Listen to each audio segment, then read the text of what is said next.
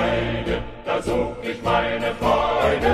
Ich bin ein Jägersmann, ich bin ein Jägersmann. Den Wald und Forst zu hegen, das Wilde zu erlegen. Ein Lust hab ich daran, ein Lust hab ich daran. Halli, hallo, halli, hallo, ein Lust hab ich daran. Halli, hallo, ein Lust hab ich daran.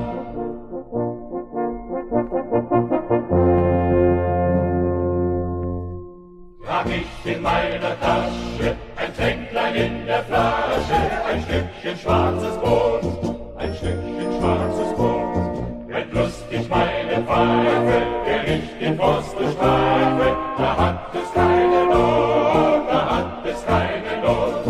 Halli, hallo, da hat es keine Not.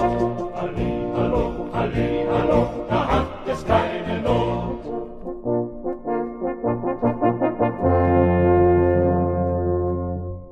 Das Huhn im schnellen Fluge, die Schnepfe im Zickzackzuge, treff ich mit Sicherheit,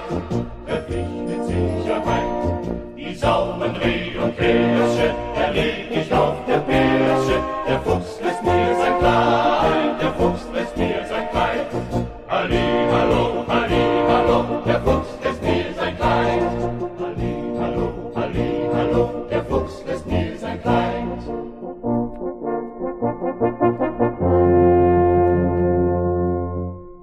Wenn sich die Sonne neiget, der feuchte Nebel steiget, mein Tagwerk ist getan,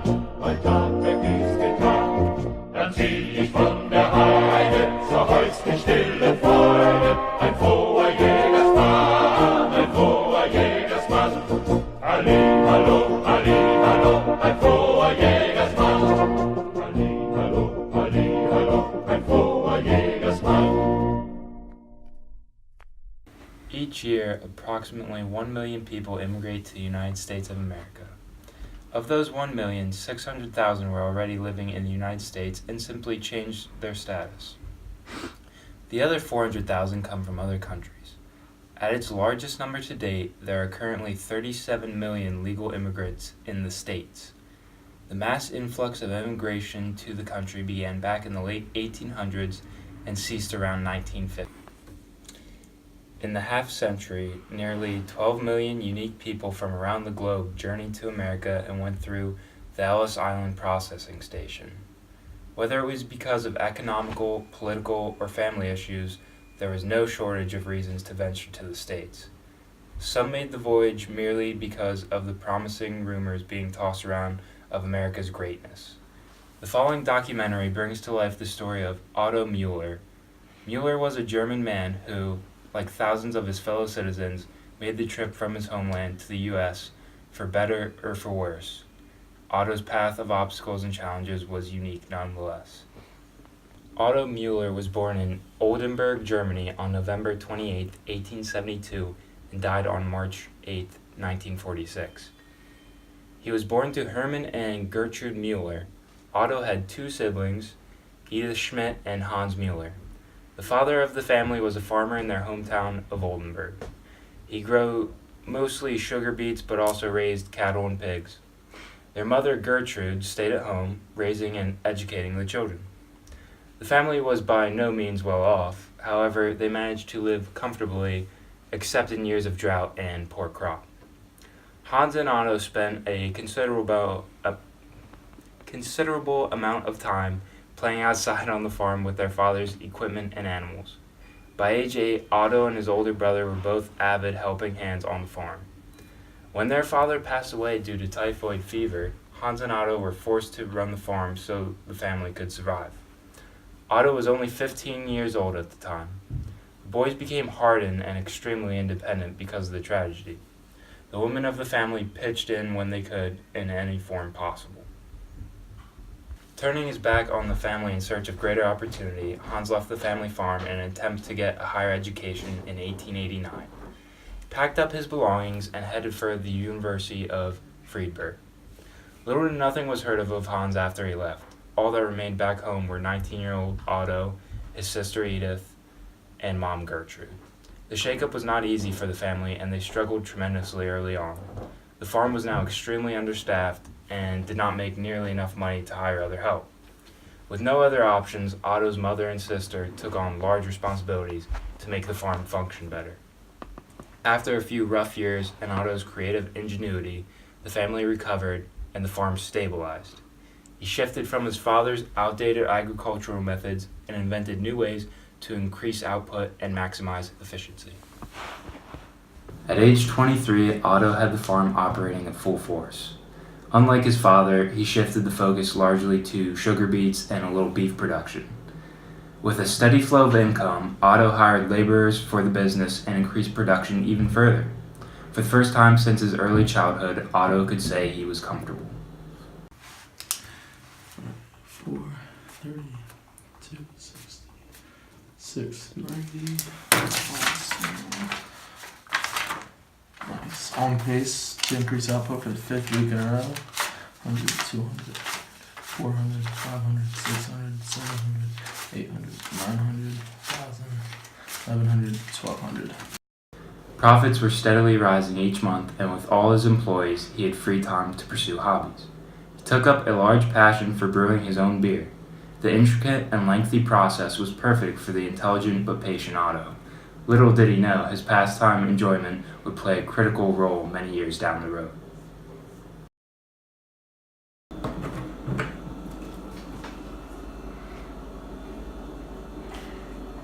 Fine batch of booze on the way. Just gotta add the hops.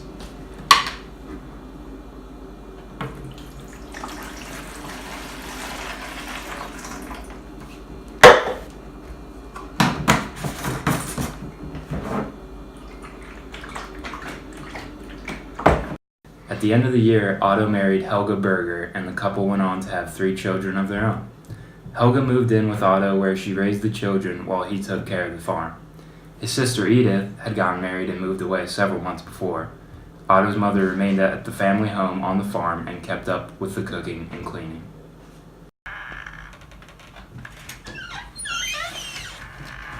Welcome to your new home. Isn't it nice? This is perfect. It's so much bigger than my old home. As the farm continued to grow, the country of Germany started heading the opposite direction. For example, the nation became flooded with political, economic, and civil unrest. Germany was also in the midst of the collapse of their industrial revolution. Not only this, the people were losing the little freedom they possessed left and right.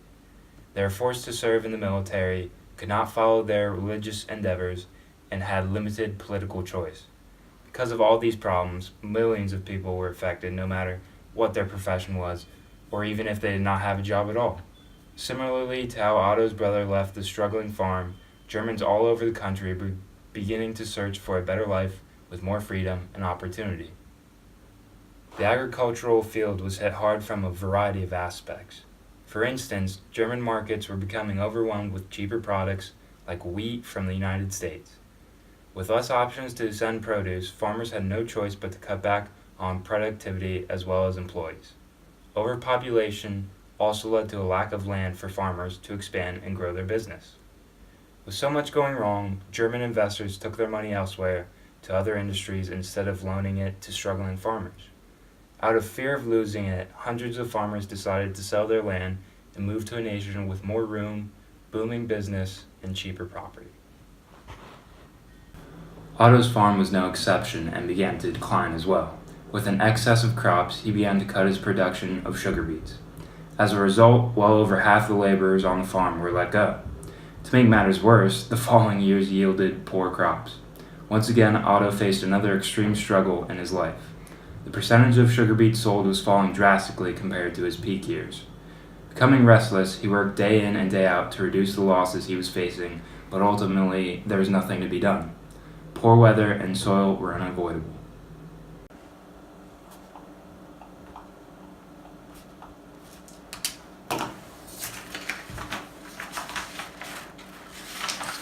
There's no way I can keep all my laborers. I'll be bankrupt in weeks. We're doing so well, and now we're struggling to generate half as much profit. If only better weather came around, fields would improve.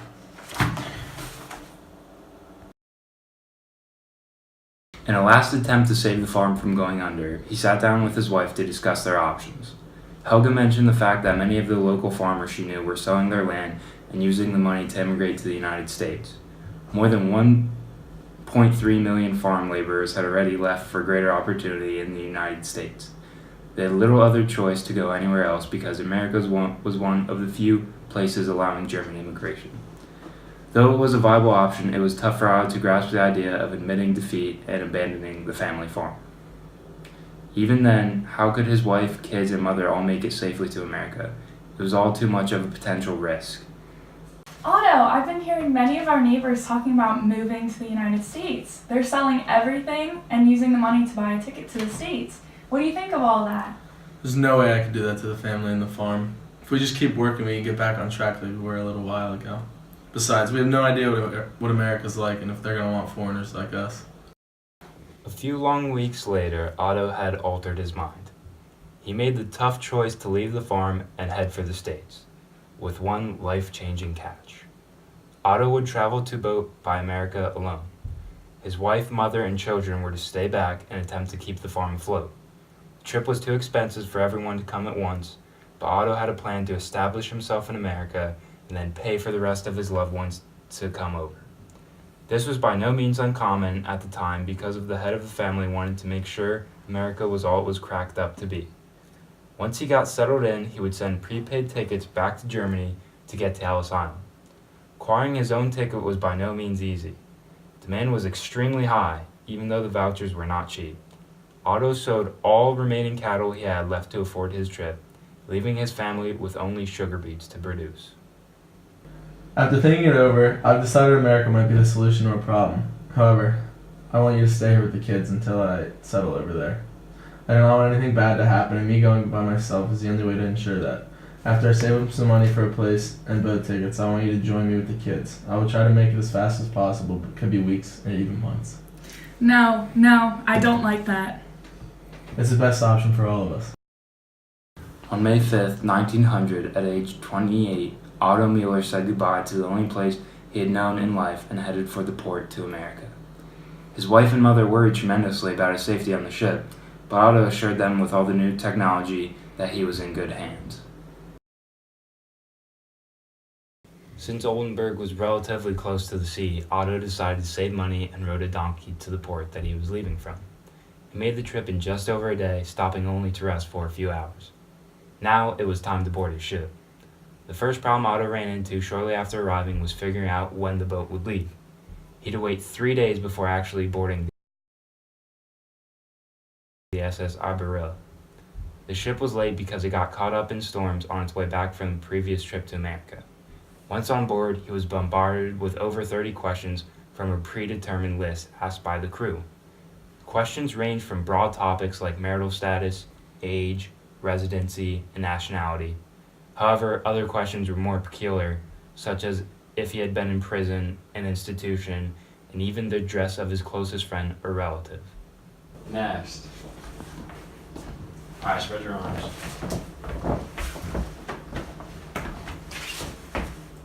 Alright, open your mouth. Let me see your eyes. Next. After being thoroughly interrogated, Otto was examined by doctors working for the steamship. A healthy young man, he had no issues and was all set for his journey. Though the United States required thorough medical evaluations, staff often breezed through and only looked for obvious signs of disease and infection. The SS Arabella contained 3 types of accommodations for its U.S.-bound cargo: first class, second class, and steerage. While first and second class passengers practically walked through Ellis Island on arrival, steerage passengers went through the grueling process of inspection. Once again, to keep travel expenses as low as possible, Otto chose to ride steerage.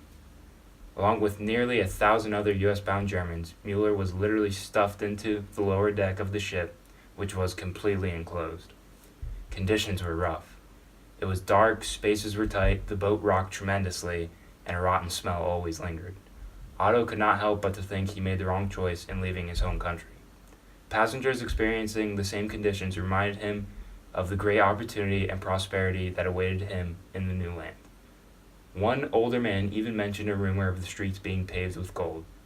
With the seemingly never-ending trip across the Atlantic ahead of him, Otto prepared for the worst. Oh, man, it smells horrendous in here. I can barely stretch my legs or even see a damn thing in front of me. Should have never listened to my wife and left Germany. Now I'm just nothing but a smelly foreigner like the other thousands of people in this ship. Altogether, the travel across sea only took a little over a week. In the meantime, Otto's treatment reflected exactly what he paid for in his steerage ticket. The bland food he ate consisted of stale crackers, rotten-smelling beef, and bowls of mush. Occasionally, a jug of water being passed around would reach him and he would quench his thirst. In just a few short days, the level of sanitation aboard the ship fell exponentially. It was so bad that 5 to 10% of the steerage passengers died. Subpar ventilation only heightened the foul-smelling odors beneath the deck and made illness spread like wildfire. Fortunately for Otto, he remained fairly healthy for the trip aside from being hungry. In preparation for more examinations, Otto and other passengers began rehearsing the answers to questions that might be asked on Ellis Island. They also attempted to learn the strange new language that they would soon hear every day.